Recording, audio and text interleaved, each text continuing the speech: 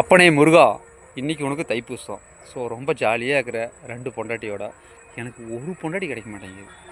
கொஞ்சம் தயவு செஞ்சு கருணை காட்டு, என்னால் முடியல.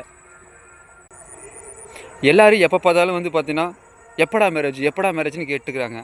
சம்மந்தப்பட்ட ஆள் சரின்னு சொன்னால் தானே முடியும் என்னால். இதா பாரு, நீ என்ன பண்ணுவியோ ஏது பண்ணுவியோ எனக்கு தெரியாது. அடுத்து தைப்பூசத்துக்குள்ளார நான் வந்து இந்த கோயிலுக்கு என் பொண்டாட்டியோட என் ஜோடியோட வரணும். அமுடுதா.